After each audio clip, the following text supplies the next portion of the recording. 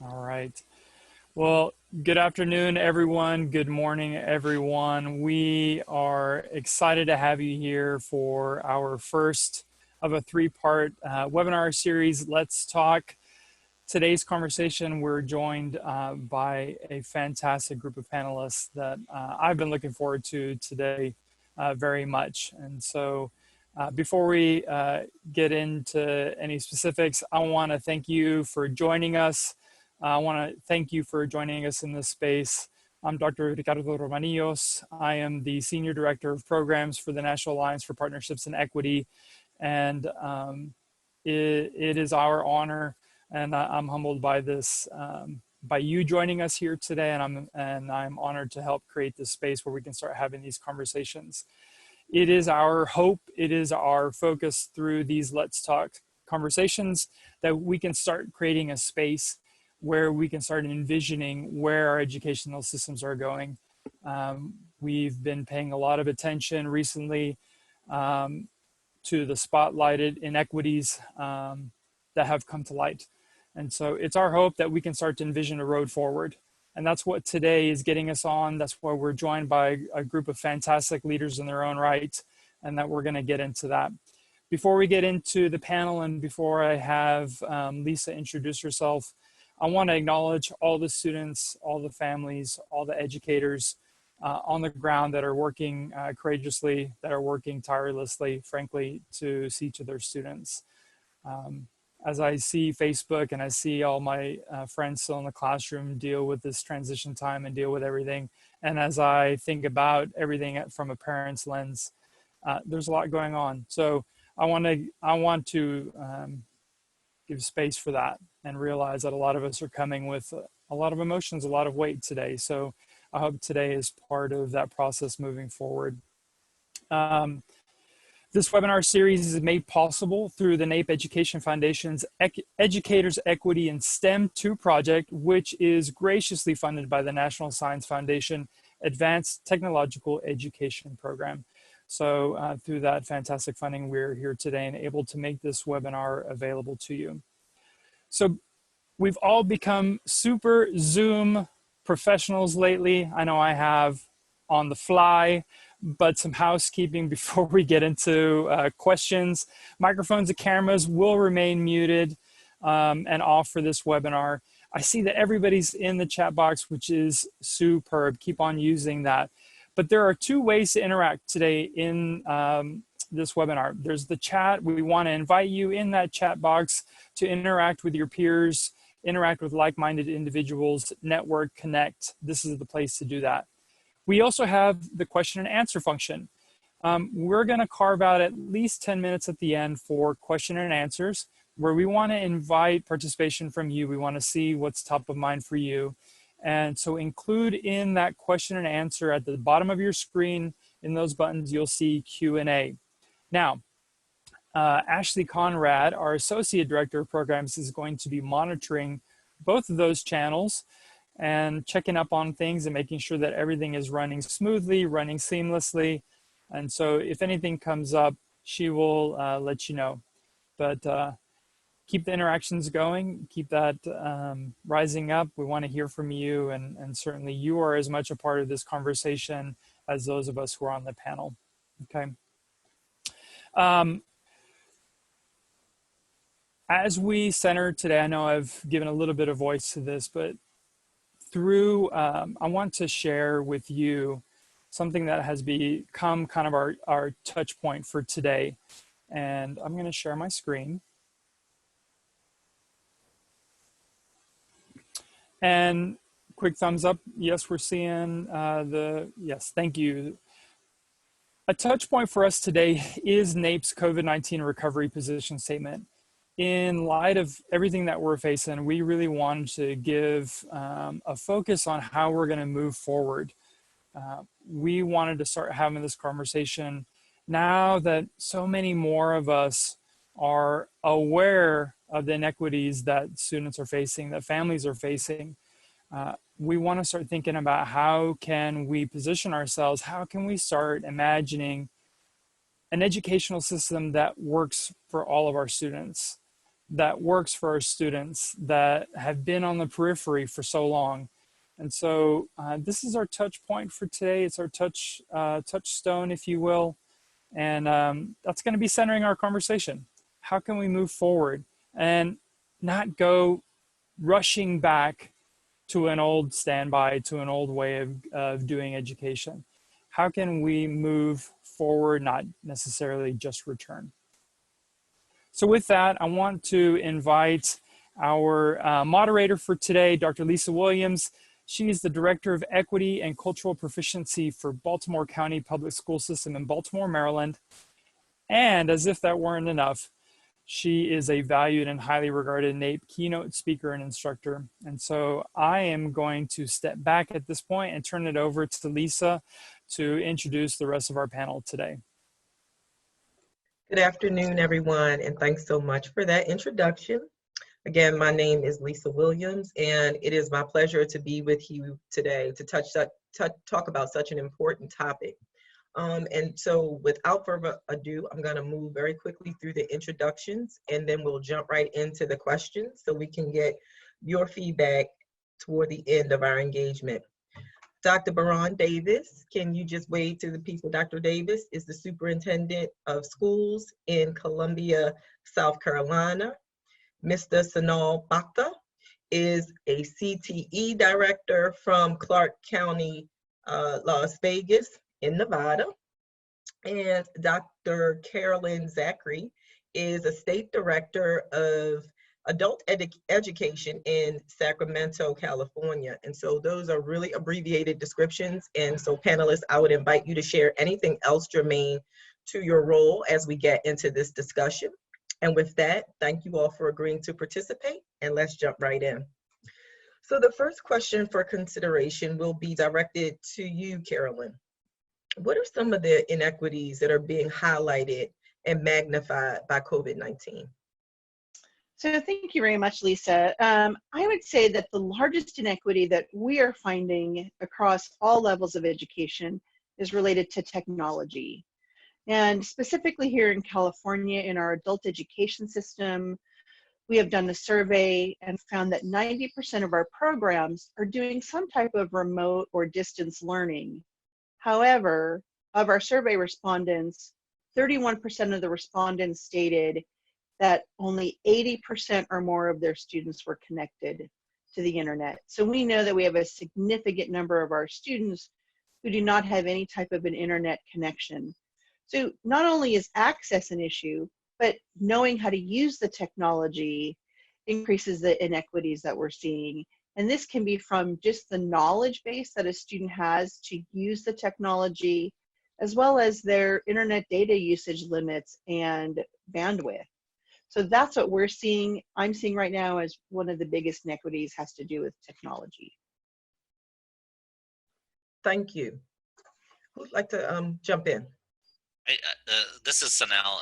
I'll jump in. So definitely agree with everything, and I love that, Carolyn, you said the access and being connected, because really I think as we as folks working in school districts all across the country and higher ed institutions, we have to look at that first. I think, how are students connecting, how are teachers connecting, how are parents connecting, what's the best way to get them connected? That digital divide, I remember back in 2012 talking with students about the digital divide, and this is something that's not necessarily new, but that this COVID-19 has really highlighted. So if we're going to have that technology conversation, we have to talk about, how students are connecting. Can they use their cell phones, tablets, Chromebooks, whatever the situation, but, a piece of equipment isn't very valuable if it's not connected. So I just want to kind of highlight that or echo that, but yeah, definitely agree with all your comments.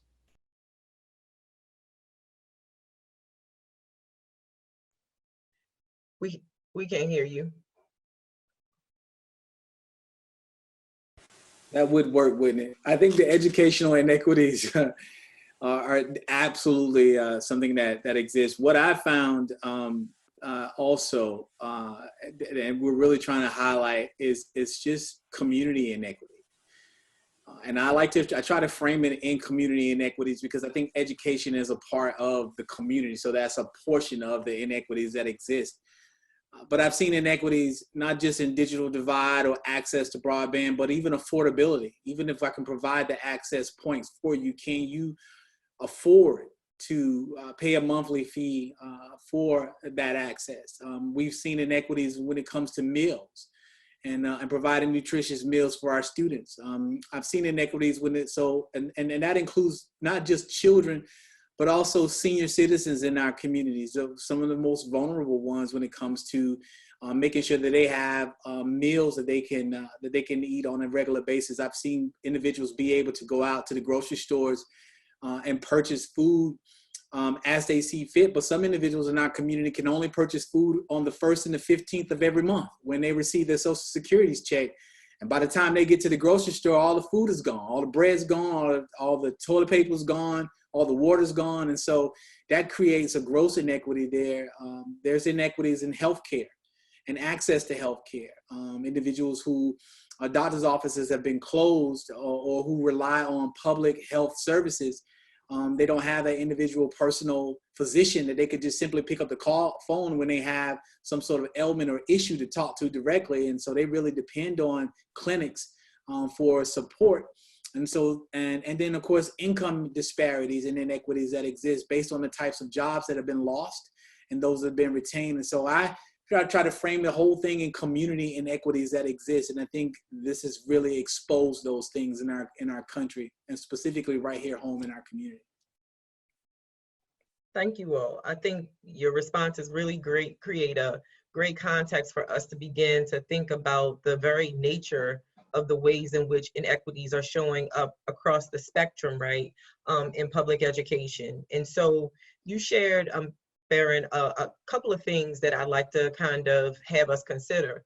And that is first starting with those foundational levels for active engagement in education, right? So if kids are hungry, if they're not fed, if they don't have access to stable housing, if families don't have access to stable employment, then those higher levels of engagement that we would want to see in accessing the technology will absolutely be compromised, right? And so it is back to this larger question of how do we Maslow before we bloom, right? Mm-hmm. And so as we think about the holistic nature of what it means to ultimately offer education to young people, my wondering for you is this: what is one vision you have for creating a new system or way of being in response to what you've learned through this global crisis? I think the new system that we're going to have to create, I think a couple things come to mind. Two words, courage and courage, of fearlessness and innovation. I think right now is wide open. We can pretty much, things have been so blown up and dismantled, we can almost kind of come back in and we don't have to go back to a traditional model of educating students in this country anymore. And so we have to really fight the notion, I think, of going back and simply just positioning ourselves back in the same mold that was already there. That mold has been widened or even totally removed. So let's be very courageous and innovative in our leadership practices so we can do those things. I think blended learning is probably going to have to be something that has to be considered and be infeasible. Because the brick and mortar, the likelihood of another pandemic or anything else that may come along that will require us to quickly pivot from a brick and mortar model to a virtual model needs to definitely be in place. So I think that will be just as part of a school system or school district as any other emergency plan that you may have or a strategic plan that you may have. I think technology plans and learning plans will have to include some sort of blended learning components to it, and whether those things are and what is needed to do that. So that also then leads to professional development and the need for us to have and pour in professional development and create infrastructures that allow us to be able to have allow us to have a virtual platform in our schools. Pedagogical differences and practices from brick and mortar to virtual, I think is going to be important. So I think the focus on professional development and helping develop the pedagogical skill set that teachers and administrators and even parents will have to understand, that a brick and mortar classroom and a virtual classroom are not the same, and they should not look the same. So I think there's an anticipation they should somewhat mirror one another, and they are totally two different ways of teaching and learning. And then making sure that we have the support structures in our communities to be able to do those things in the future. What that support structure looks like, the accessibility to Wi-Fi and broadband. It also understands that bringing parents and engaging parents in what this process looks like and what their role is. It's an opportunity for us to really go back and revisit this whole notion of it's the community's responsibility to educate a child. We are at the forefront of that spear. When it comes to education in the community, we are at the tip of that spear, but that spear is made up of so many individuals. And so the community is going to have to galvanize to really, I think, fully educate the child in the future, particularly if we're going to have to use or adopt another format of providing education. Thank you. Lisa, can I, one thing that for me really comes up in what Baron is bringing up is how we're framing it, right? We've got community over here. We started out with, we're framing this as community inequities, which is what we're really talking about. And then that courageousness and the innovation brings up the technology part. What's interesting in there in between is we've been hearing a lot about online learning.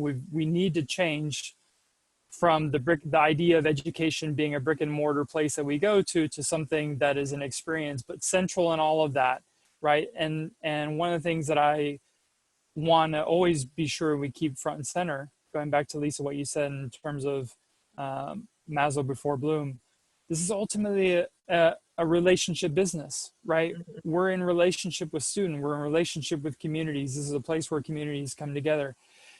And the innovation has to happen, but at the heart, we still have to get at the community inequities that are there. And how are we going to get into relationship with each other so that those things happen?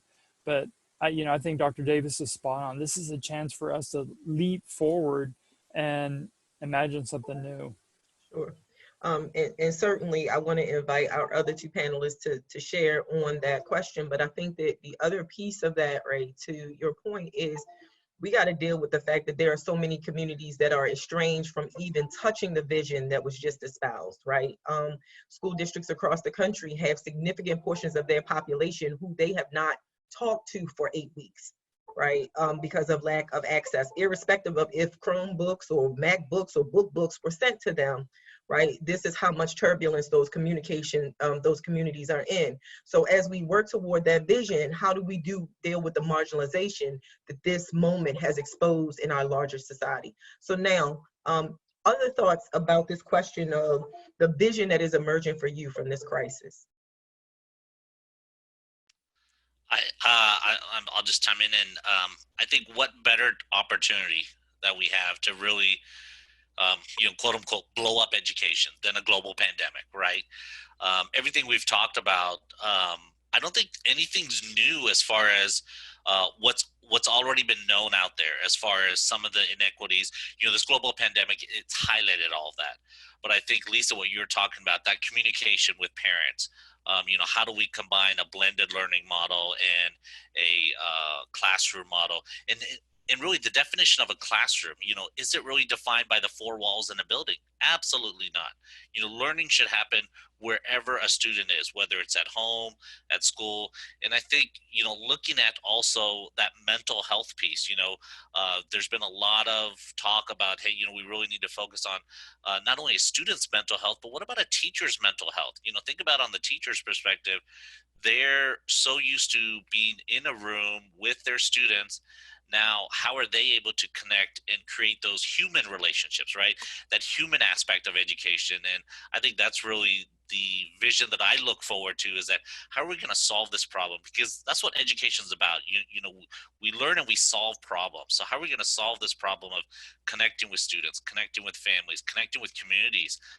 In our school district, we just rolled out where our buses are being stationed in communities and providing free hotspots, or actually free Wi-Fi through the bus. So anyone within a 5-mile radius of that school bus can access the school's Wi-Fi by just having their student doesn't log into their credentials. So our school district just rolled that out, because now we have buses sitting out there. So why not take advantage of it? So I just love the opportunity in front of us, and I truly hope, as Baron was saying, we don't go back to what we're used to, because if we do, then we're never going to reach or solve some of these inequities that are out there.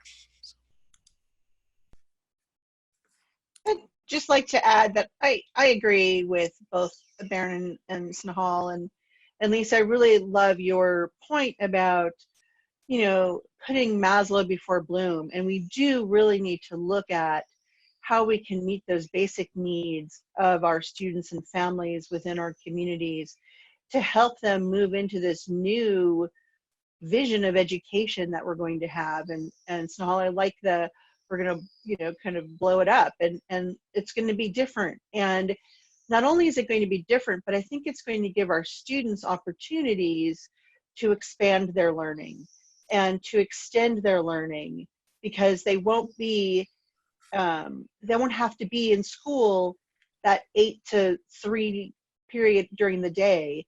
They can extend their learning. But before we can allow them to really extend their learning and move perhaps through grade levels differently and faster, we have to go back and meet those basic needs so that those students, all students, have that opportunity to do that type of learning. So this actually gives us a nice transition into my next wondering for the group. So part of this question of how we innovate can really be considered in this moment, because our creativity is being called on, if no other time, now, right? Who would have ever thought that we would be deploying school buses to sit out and make internet access available, right? And so, which is exciting, right? That it is tapping into ways of being for us that are not necessarily things that we are intuitively used to considering. And so this question isn't directed toward any one person, but my wondering is this: where do you see the idea of authentic engagement and integrating the student, the family, and the community feedback into this work? And let me offer a bit before we jump in there. One of the things that I think is challenging for us to recognize as administrators is that often we are situated, irrespective of the diversity that we have even on this call, with a lot of privilege in our lives, right? So I am able to work from home. I have not gone to a market in 8 weeks. I have secure transportation. I have adequate childcare, although a 3-year-old may pop in at any moment. I'm unapologetic about that, right? I have access to adequate healthcare. I could go on and on and on. Even in this body as a Black woman, I sit with a good amount of privilege in terms of how it is that I show up as an administrator offering guidance. How do we get the perspective of people who are experiencing so much more insecurity in this moment as we start to move forward these larger visions about what it looks like to engage a community, to engage students in authentic ways as they experience this pandemic in a very different way than we do? Because one of the things that is clearly resonant to me is that while we are all having this experience, we're not having it in the same way, right? And so as we bear that in mind, I just like to invite some thoughts around this larger question of authentic engagement in decision making, given the diversity of the populations that we serve.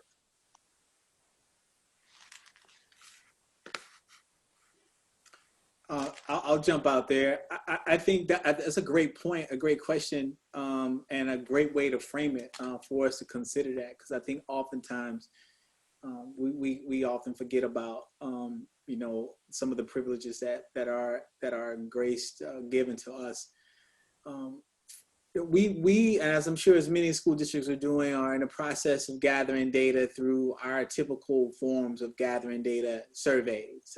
So whether that's the survey through a telephone, whether it's an email, whether that's online, and really reaching out to parents and students and teachers and community members and finding out how this has been.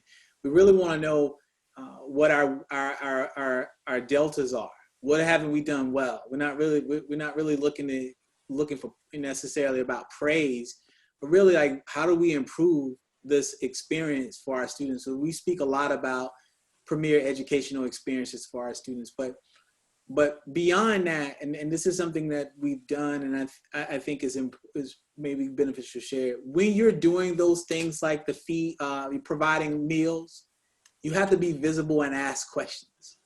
You need anecdotal data, not the survey stuff that you get from people. You need to talk to the people who are at your schools picking up the food, who need to provide those meals.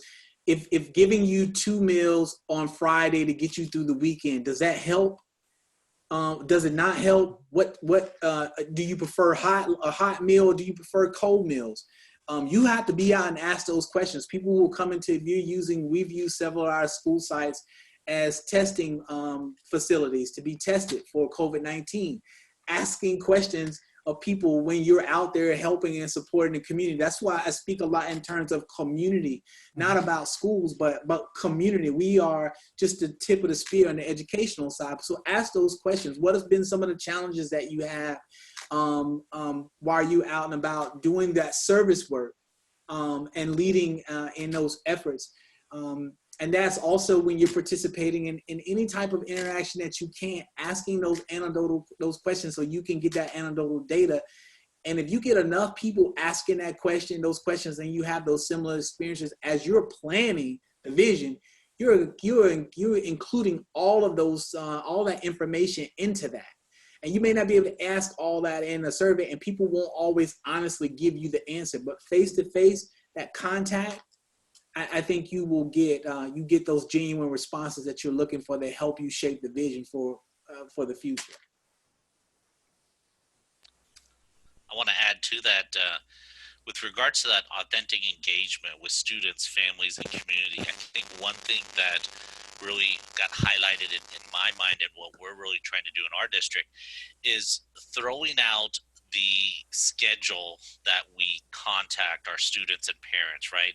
So traditionally, whether we start school at 7 a.m., 8 a.m., and we talk to parents after school, after 2, 3, 4 in the afternoon. I mean, we're in a global pandemic, folks. So it's a 24/7 type opportunity. So we really told, some of our teachers, hey, it's okay if you have conversations at 8 p.m. at night. It's okay. You don't have to conduct your class in the morning. So I think, when you're looking at engagement and how to get everyone involved, students, parents, family, I think and to get that feedback, I think we can't go back to, hey, here's our traditional way. We're going to have a town hall meeting at 4 p.m. in the afternoon. Everything I think should be thrown out the window. We should look at different ways. 2 weeks ago, I had a teacher tell me that she had a study group session at 10 p.m. at night online, 10 p.m. at night online, because that was the best time for the students. And I don't know about any of you that have kids, but my daughter loves to sleep in, right? So I wonder what the value is of having anything in the morning now with the global pandemic. I mean, unless you're going to work or there's a special circumstance. But I think looking at that time of day when we really engage communities and families and having those conversations. I had a conversation with the principal at 1 a.m. in the morning. We were just bouncing back emails. So I think, how we engage is we have to be mindful. We anything we're traditionally used to, is easy and safe for us. But I think it's an opportunity for us to start to take some chances, some risks, and say that, hey, how do we better connect to those students? We still have 20,000 plus students that we have not heard from the last 8 weeks. So, our district is encouraging them not only call in the morning, in the afternoon, in the evening. Yes, if it's late and stuff, and sometimes you may not get a great response, but at least that effort has to be there. So, yeah. So what you brought up to me reminded me of the brain research that we know. Kids don't do best early in the morning, right? So all of these things are just kind of bringing up stuff that we already knew, right? One of the things, though, for me, something that I know personally, and Lisa, I like how you center the identities and lenses that we bring. For me, if I throw all that out the window and I think of myself as a father, I'm a father of a medically dependent kiddo. We were on homebound from first grade into freshman year of high school. We have many different groups of students, marginalized groups that wear specialized hats that yield a lot of information. Every student is homebound right now, which is the experience we were living for 9 years, right? So if you want to know the trials and tribulations that students that are asylee refugees feel in terms of food insecurity, bed insecurity, technology insecurity, interrupted schooling, we have populations that we know that we can go reach to and find out what they're experiencing. We didn't have to wait till today to start asking those questions, but now we're starting to see, and we are collectively in some ways experiencing what groups have been experiencing for a long time. So relationship, absolutely. And it becomes a huge capital change. A teacher coming to my house every day for an hour to work with my son is a big difference, right? That's a big change. So relationship community with these groups is a great way to start. And I think everything that's been offered up right now is to me where we start to get that qualitative data, those anecdotal stories that are going to launch us forward. But we can also use the quantitative data that we already have to start figuring out, yeah, we have these groups in our population that have been living on the outskirts. So what can they tell us? Let's invite them in. Carolyn, do you want to offer a thought? Just that the importance of those anecdotal stories, the qualitative data partnered with the quantitative data is so critical that we are looking at all of those pieces together. And I noticed something in the chat as Ricardo was talking, and we need to be cautious as we're moving into this new world and this new realm of education, that we don't throw out the policies that have been put into place to protect individual student rights, whether it's through IDEA or civil rights or Title IX. We need to make sure that as we're innovating this new world of education, that rights that have been fought for so long are still protected, and that we're mindful of that. Yeah, absolutely, absolutely. And so one of the things that I am thinking about before we transition into the next question, and it is related to this amplification of the need to collect qualitative data, is that we really have to consider our relationship to the value or the larger perceived value of those data, right? I mean, just think about the way they're described: anecdotes, experiential, as though anecdotes and experiences aren't as important as numbers, right? And so the nature of marginalization that ultimately leads to these inequities that we're thinking about have to do with our assignment of what has value and what doesn't. So back to this larger question of visioning anew, my wondering is, how do we move systems forward in a way that really highlights the importance of appreciating the stories that are told, the experiences that people have, in the same way that we appreciate the numbers that might describe engagements or interactions, or the numbers that someone might get on test scores. And so is there a moment to transform our systems? Because I would prefer, there's no way to do equity work without qualitative data having significant import. And so thank you for that very rich discussion. So here's a question. We know that to realize the visions that have been put forth around the ways in which the system needs to transform, we need to think about this larger issue of how we support educators, right? And so I would submit using something that Maya Angelou would always say: when you know better, you do better, right? And so we are learning a lot in this moment, both as leaders and then people who are working with young people who I would say are leaders within their own right. And so now this question goes to you. What do you think we need to do to support educators in order to meet some of these visionary goals that we have about what education can become as a result of what we're learning? What should be in place to support their development? Great question, Lisa. I think one of the things that we did when this pandemic first happened in March is that we changed all of our professional, well, not changed, we revisited all the professional development, because I think our initial thought was, hey, let's convert it to online. But when we looked at our professional development, all of it was content based, right? Everything was content curriculum based, right? But during this global pandemic, we had to take a step back and look at, is that really how we need to support the teachers? So the first professional development we rolled out was we worked with one of our social emotional learning companies that we have a pilot in our school district, and we created a well care professional development.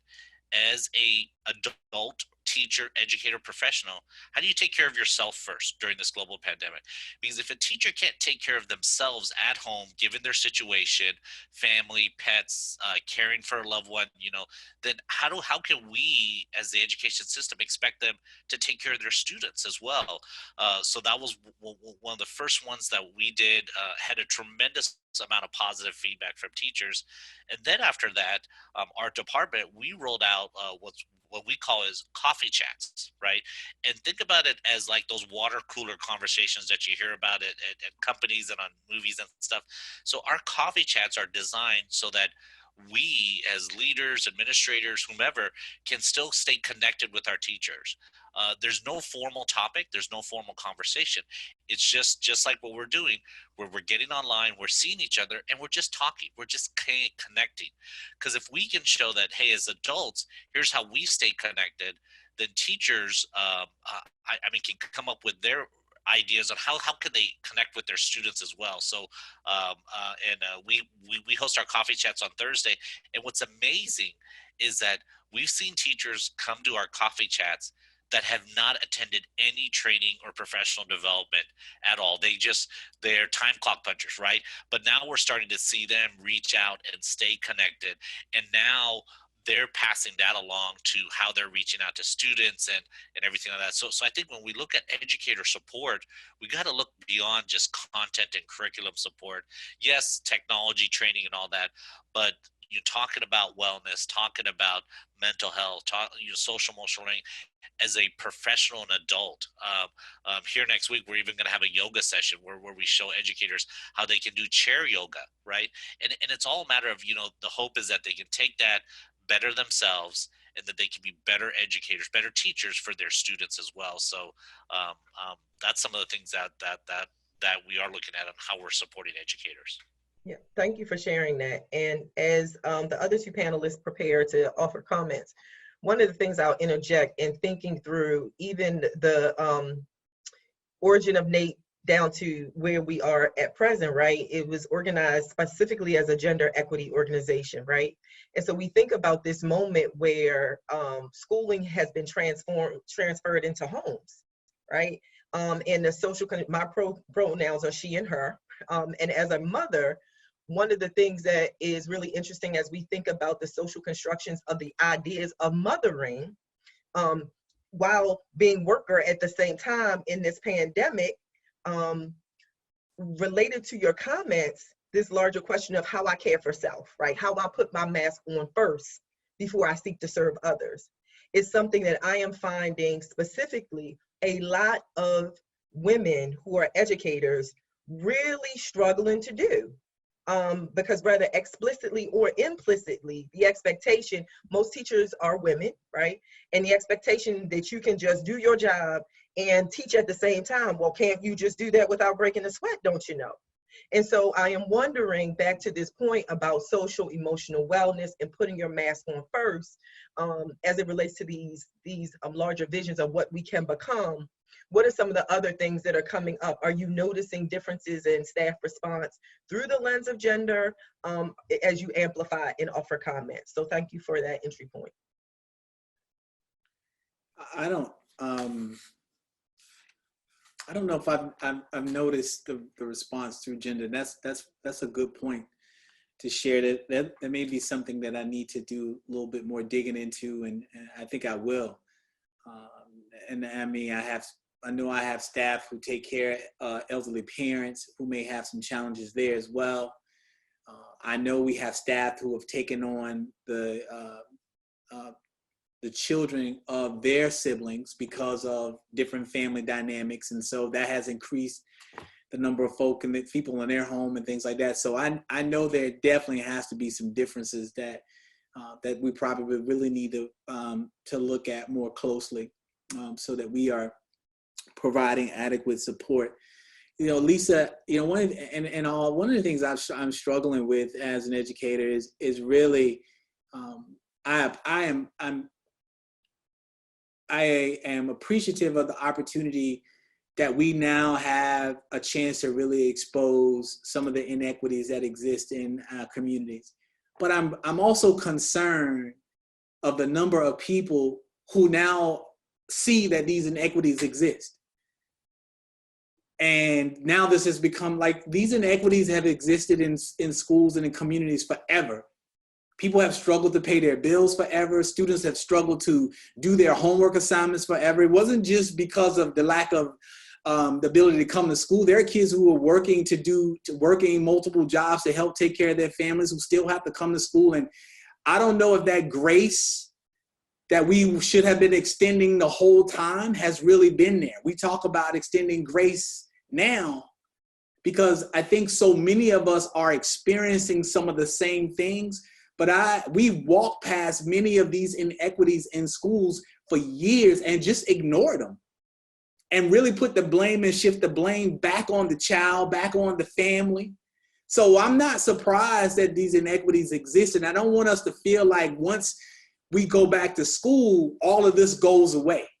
I'm really concerned that that's all gonna go away. So when you ask the question about what should we do to support educators with matching these goals, I think we have to have a very powerful and collective voice to work on eradicating, eliminating, blowing up, destroying institutional barriers that create the inequities that exist in education and exist in communities to begin with.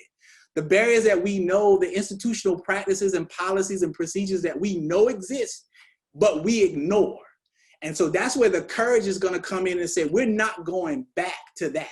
So let me support our teachers and our communities in saying, these are the things that we need to do to change these things so that we don't have these issues in our educational system anymore. Because we can put all this stuff in place and then we go back to school and things go back to normal.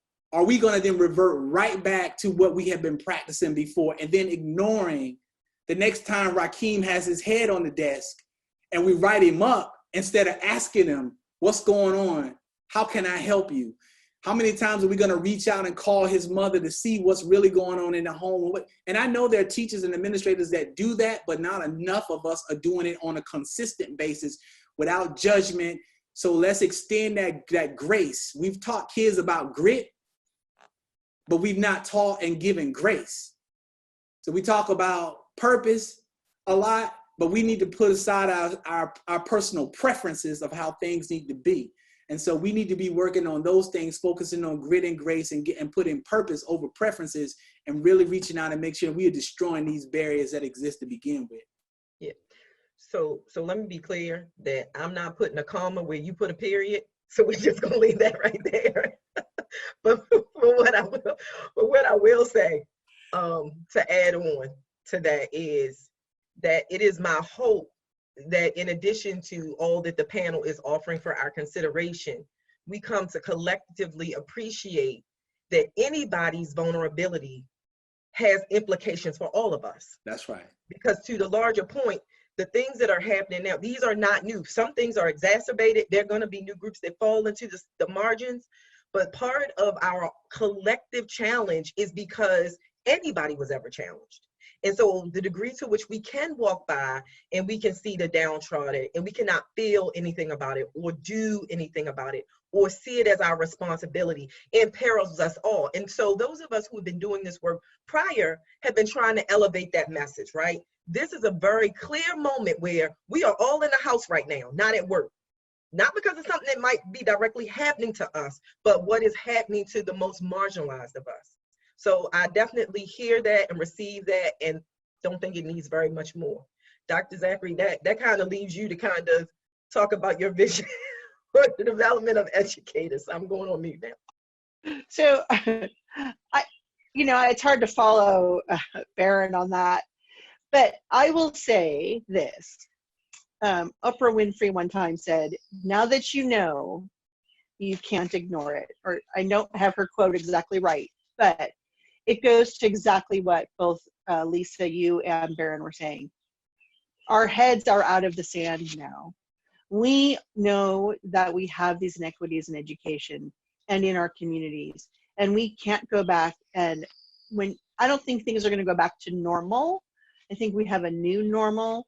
And as we move back into that, we need to be aware of those individuals that we are in contact with, that are in our schools, and what their situations are. And we have to make those connections with them to understand what they're going through, so that we can help them to move forward, because that's what education is about. It's about moving individuals forward from wherever their starting point is, to let them move forward. So we know what these are, and we can't ignore them anymore. So I want to thank all of the panelists for your thoughtful consideration and responses to the questions. Ashley Conrad is going to now share some thoughts from the chat, some questions that you can feel free to jump in and respond to, because certainly you've given us a great deal to think about. And so, Ashley, you can jump in with those questions. Yeah, thank you all. We actually have a great follow-up question to this dialogue that we just had. And it pulls from two different questions that were posed from those viewing right now. One was from Gabby Sloss around how do we advocate for equity in a pandemic? And the other is how do we make changes like the ones we are suggesting to actually happen? So what can we do on the ground to advocate for these changes? Is this something that administrators need to do, those in power, or is this on educators? Is this on students? Is this on families? What does it look like to advocate for policy change on the local level, on the state level, on the federal level? And so I'd love to open up the floor to hear y'all's thoughts on what we can do as parents, as students, as educators to make sure that these changes are happening at the local, state, and federal level.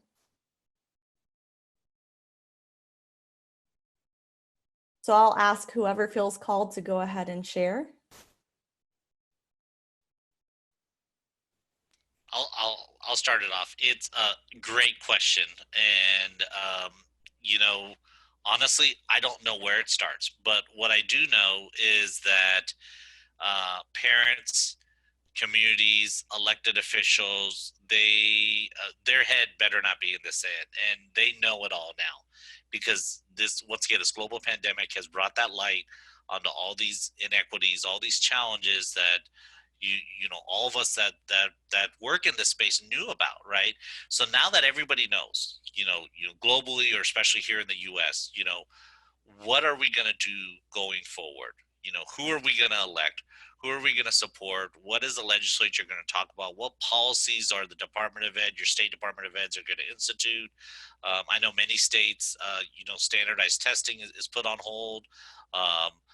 Should we revisit something like that? I mean, everything's on the table in my mind. And I think what we can do is just continue to have these conversations, continue to let our voice be heard, because that's the only thing I can think of right now. It's a tough question to answer, right? So how are we going to change the entire system?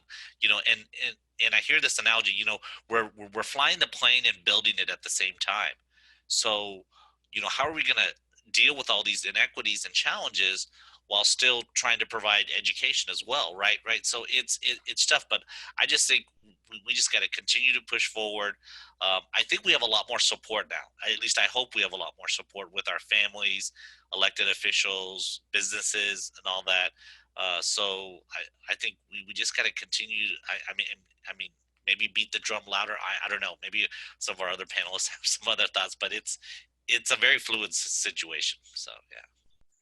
So I think from a state level perspective, since I'm at our California Department of Education, really looking at being mindful and mindfulness when we're putting together policies in relationship to this new standard of education, this as we're delivering it.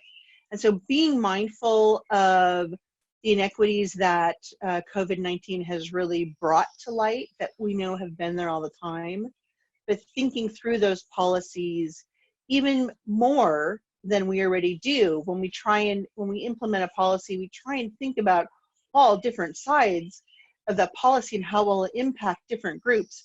But I think it's just a matter of raising that mindfulness higher as we're moving forward. I believe it'll start at the community level, at your local level. If you're asking that question, I think it has to start there. I think you have to check and ask, there's an old proverb, I think a proverb, I think it's from the Matisa tribe, and ask, how are the children? And all the children are well. I think you have to ask that question, how are the children? And what's the response from the village in which you live in? If all the children are well, and then you expand that community. Okay, now we got our district good. How are the children in our city? And all the children are well, and then we expand to our county. How are the students in our county? And then how are the students in our state? How are the students in our region? And we have to be able to have that dialogue across county lines and across state lines, so that the people who represent us understand that the communities are saying this is important for all of us. It also is going to involve the individuals who have the most being a part of the conversation. So oftentimes those who have the most are in the best position because the children within that home are all well. They don't extend that aspect beyond their home address or their street or their neighborhood. And so those with the most are going to have to be a part of this conversation and be a part of this message as well, saying that I am concerned about all children, and I'm willing to give my talents and resources and my abilities and my voice to help ensure that all children are a part, all members of our community, the elderly, those who have special needs, everyone is being attended to in some form of fashion that we feel is with enough dignity, that we giving them the dignity that they need to have to feel as if they are worthy and valued in that community. Yeah. That's where I think it has to start. And Ashley, before you go on to the next question, I don't know, Ricardo, if you wanted to jump in, but I need to be clear that what is being described here is practice, right? These are not abstract statements. So what we're talking about is who gets centered, and related to that is what gets decentered. Right? And so if we center our most vulnerable students, if we center our most vulnerable families, and we decenter the comfort of the people best positioned, we're going to get different, more inclusive decision making. And these are practices, not abstractions.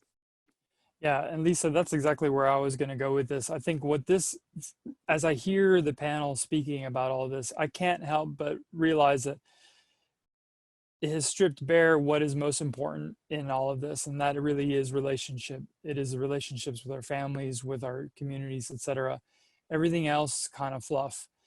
And the practice that you're talking about, Lisa, is what am I going to do purposefully today to make sure that that relationship with communities that we haven't built bridges with, that we haven't purposely brought in, that we haven't given grace to, like Baron's talking about. I like what you said, Carolyn, it's a mindfulness. It is today, that is my center. That is where I am working from. Everything is starting here with that notion, and realizing that I'm in a position of benefit. I'm in a great position. How can I make sure and extend that beyond, like you said, Baron, just my little neighborhood, just my community, to those that aren't present right now? Thank you all. Ashley, you have something else for us? I do. Thank you all for all of your thoughtful responses. I have a background in grassroots organizing, so I'm over here very, very happy about what I just heard around advocacy.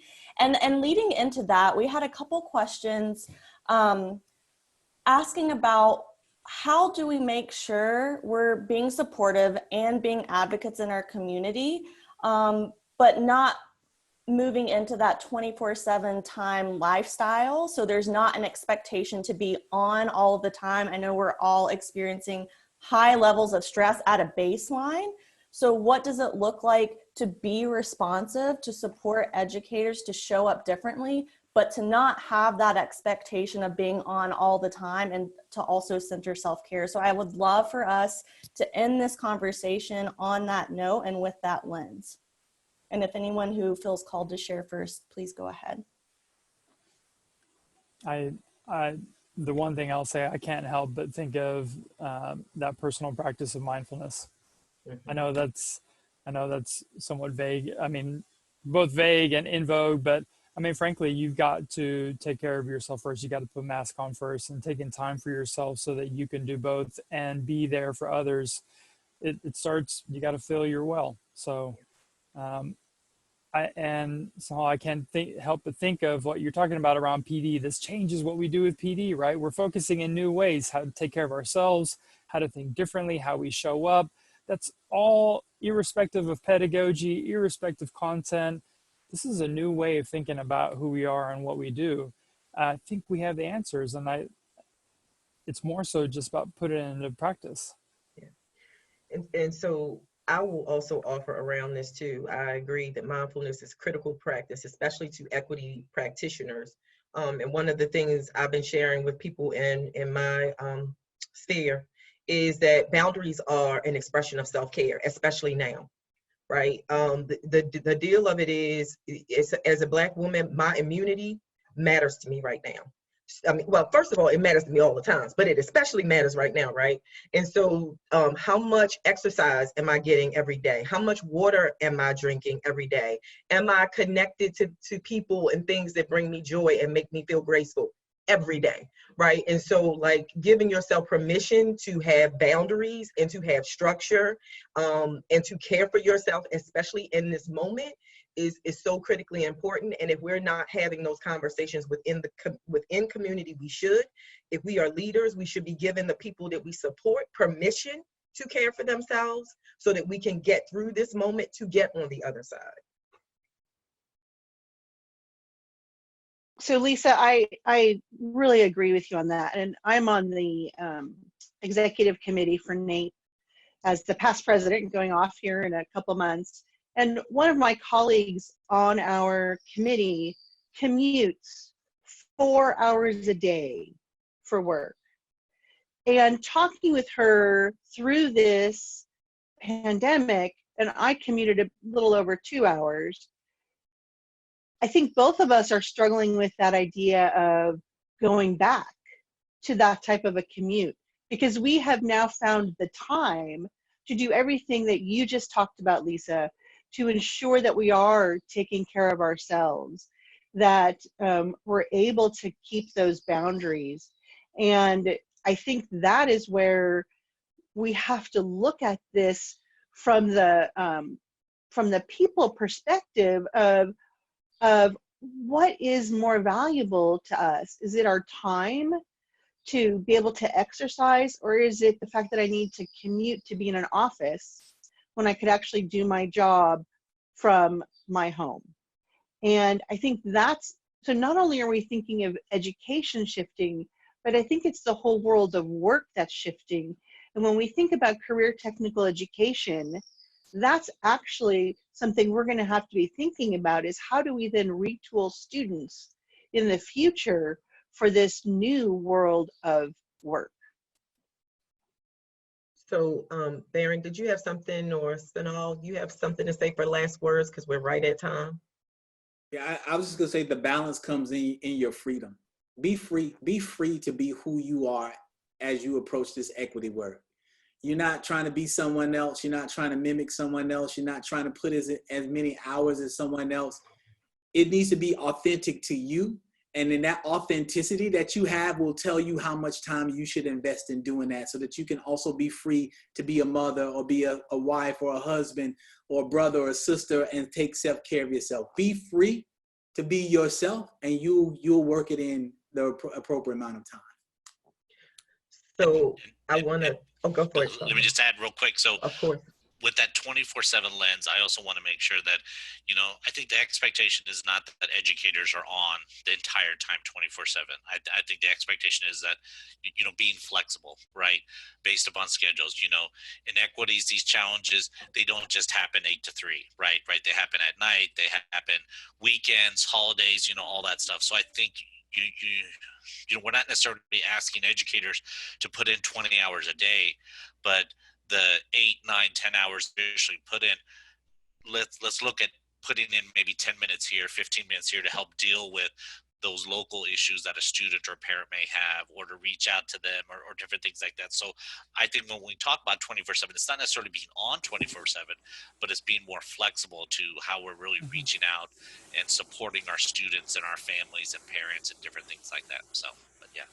Yeah, makes sense. And so I want to thank the panel, and I'm going to turn it back to you, Ricardo, to take us out. Fantastic. I want to thank the panel for being here today.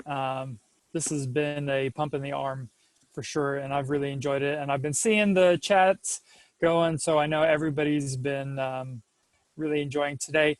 Everybody, we're going to be sending you a parting document letting you know about some of the work that NAPE is doing. A lot of us here on this panel are deeply connected to NAPE's work, and I know that everybody that's joined us today is deeply connected to NAPE's mission. So we want to make sure and connect with you as well. And I want to make sure that everyone is aware that our next webinar as part of the Let's Talk series is going to be May 28th. Let's make sure that my sharing screen is happening.